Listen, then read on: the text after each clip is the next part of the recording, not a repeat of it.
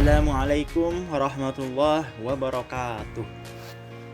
Hamidan lillah wa musalliyan wa musalliman ala rasulillah Sayyidina wa maulana wa habibina wa syafi'ina wa qurratu a'yunina Muhammad ibn Abdullah wa ala alihi wa sahbihi wa man walah. Rabbi shrah li sadri wa yassir li amri warfa' li qadri wahlul 'uqdatam min lisani yafqahu qawli. Perkenalkan, nama saya Umar Abdullah. Saya adalah seorang mahasiswa yang berkuliah di kampus ternama di Bekasi, yaitu Universitas Islam 45 Bekasi. Terima kasih untuk teman-teman semua yang mau mendengarkan podcast saya, yaitu podcast yang membahas tentang epistemologi pendidikan Islam. Apa itu epistemologi pendidikan Islam? Epistemologi berasal dari bahasa Yunani yang menjadi dua kalimat, yaitu episteme, yang berarti pengetahuan atau ilmu pengetahuan, dan yang kedua logos, yang berarti pengetahuan atau informasi. Jadi epistemologi dikatakan sebagai pengetahuan tentang pengetahuan atau teori pengetahuan. Selanjutnya, pengertian epistemologi yang lebih jelas daripada pengertian tersebut diungkapkan oleh Dagobert de Tonnes. Dia menyatakan bahwa epistemologi adalah cabang filsafat yang membahas sumber, struktur, metode-metode, dan validitas pengetahuan. Sementara itu, Az-Zumardi Azra menambahkan bahwa epistemologi sebagai ilmu yang membahas tentang keaslian, pengertian, struktur, metode, dan validitas ilmu pengetahuan. Pentingnya epistemologi dalam pendidikan Islam. Sistem pendidikan merupakan rangkaian dari subsistem atau unsur-unsur pendidikan yang saling terkait dalam mewujudkan keberhasilannya. Ada tujuan kurikulum, materi, metode pendidik, peserta didik, sarana, alat pendekatan, dan sebagainya. Keberadaan satu unsur membutuhkan keberadaan unsur yang lain. Tanpa keberadaan salah satu di antara unsur-unsur itu, proses pendidikan menjadi terhalang, sehingga mengalami kegagalan.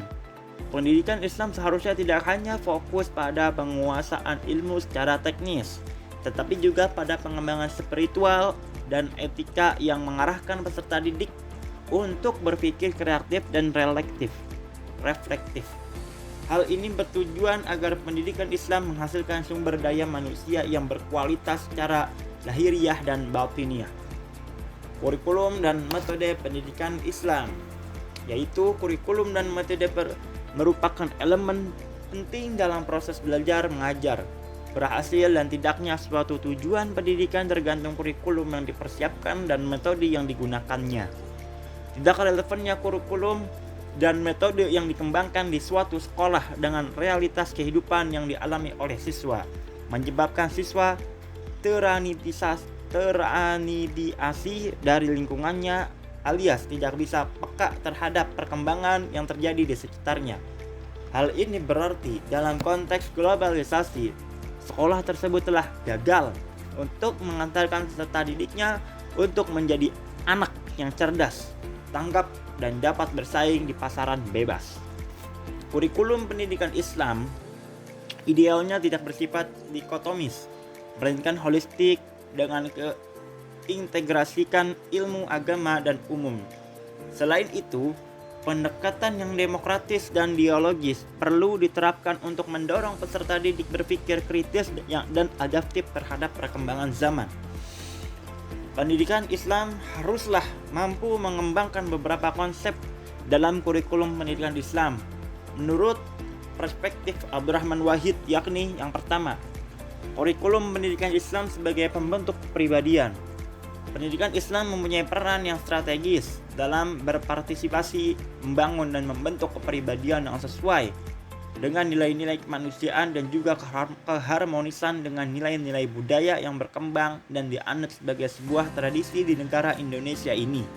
Akan tetapi, perlu untuk dikoreksi bersama bahwa ada banyak kompleksitas terhadap keberadaan pendidikan Islam dewasa ini, sebab hal itu menunjukkan pembenahan yang harus dilakukan oleh para pelaku dan praktisi pendidikan secara umum, dan juga praktisi pendidikan Islam secara khusus, dengan kurikulum yang berlandaskan kemampuan menginterpretasikan kitab suci Al-Quran.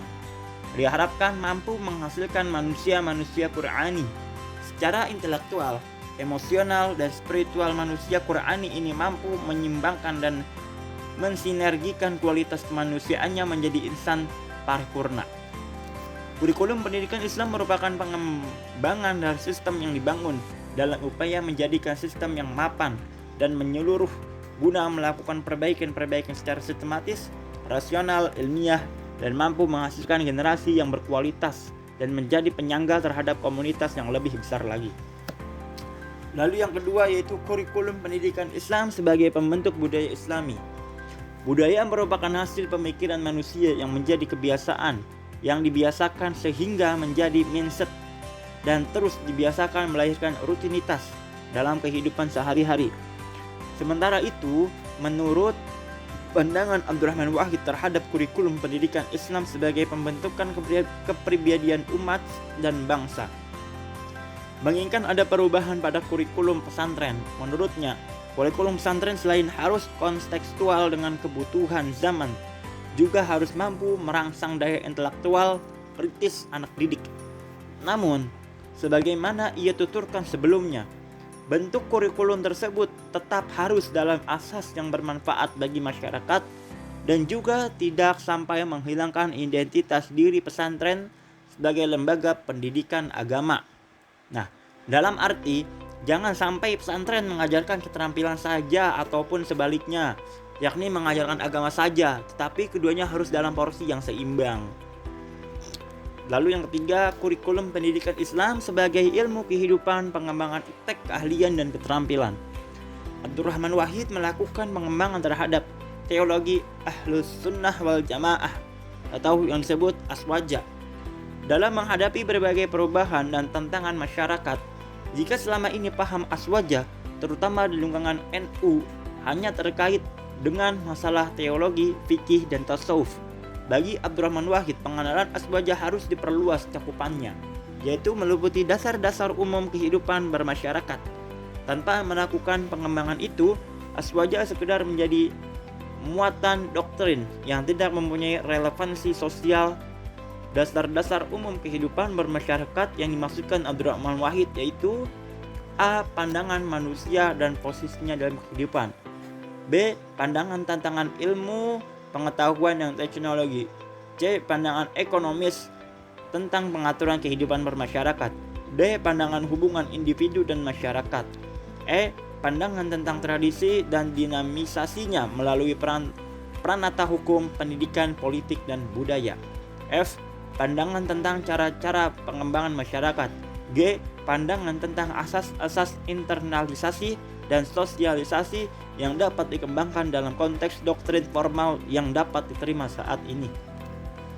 Dengan demikian, bahwasannya pemikiran tentang kurikulum pendidikan Islam sebagai proses pengembangan keilmuan dan teknologi, serta keterampilan itu tidak hanya dalam cakupan yang kecil, tetapi lebih jauh lagi terhadap proses perkembangan dan perubahan dalam rangka kepentingan-kepentingan masyarakat di tengah lajunya modernisasi dan globalisasi. Kesimpulan daripada podcast saya ini yaitu epistemologi pendidikan Islam berperan penting dalam membentuk sistem pendidikan yang tidak hanya mengajar aspek akademis, tapi juga nilai-nilai spiritual dan moral. Pendidikan Islam perlu dibangun berdasarkan prinsip-prinsip Al-Quran dan hadis untuk menghasilkan sumber daya manusia yang mampu berpikir kritis, kreatif, dan memiliki kesadaran yang etis yang tinggi. Oke, baiklah teman-teman sekalian, terima kasih telah istiqomah untuk mendengarkan podcast saya pada karya ini. Pada karya ini saya akan menutup podcast saya ini. Cukup sekian dari saya. Apabila ada perkataan yang kurang mengenakan dalam hati, mohon dibukakan pintu maafnya sebesar-besarnya. Billahi taufiq wal hidayah waridha wal inayah. Assalamualaikum warahmatullahi taala wabarakatuh.